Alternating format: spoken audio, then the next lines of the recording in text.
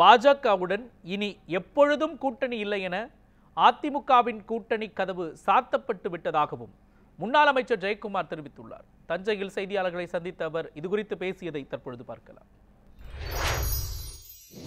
பிஜேபியோடு எந்த காலத்திலும் இப்போதும் இல்லை, எப்போதும் இல்லை, எந்த காலத்திலும் இல்லை என்ற ஒரு தீர்மானம் ஒருமனதாக நிறைவேற்றப்பட்டது கட்சியில். அந்த தீர்மானம் நிறைவேற்றப்பட்டு அது தமிழ்நாடு முழுவதும் அன்றைக்கி கட்சி தொண்டர்களும் சரி பொதுமக்களும் பட்டாசு வெடித்து கொண்டாடினார்கள். எனவே எங்களுடைய நிலைப்பாடை பொறுத்தவரை பிஜேபிக்கு உண்டான கதவு சாத்தப்பட்டு விட்டது. அவங்க திறந்து வச்சுக்கலாம். பிஜேபிக்கு வரக்கூடாது என்ற அடிப்படையில் நாங்கள் சாத்திட்டோம் கதவை. இதுதான் எங்களுடைய நிலைப்பாடும் கூட. முன்ன வச்ச கால பின்ன வைக்கிற மாதிரி இல்லை. பிஜேபி ஒரு காலத்தில் தோழமையாக இருந்தது. இப்போ அரசியல் ரீதியாக நாங்கள் முழுமையாக எதிர்க்கப்படுகின்ற ஒரு கட்சி.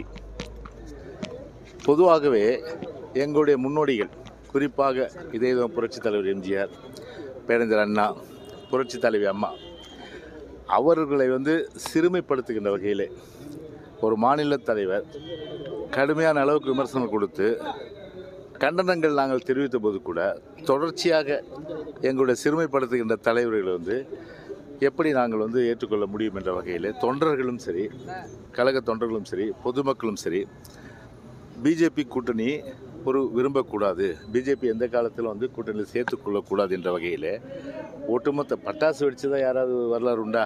பிஜேபியை கழட்டி விட்டோன்னா, ஒரு கட்சியை கழட்டி விட்டோன்னா தமிழ்நாடு முழுவதும் கட்சி தொண்டர்கள் பட்டாசு வெடித்தாங்க. அப்போ எந்த அளவுக்கு இந்த பிஜேபி தேவையில்லை எங்களுடைய கூட்டணியில்ன்றது அந்த மனநிலை தான் காட்டுது.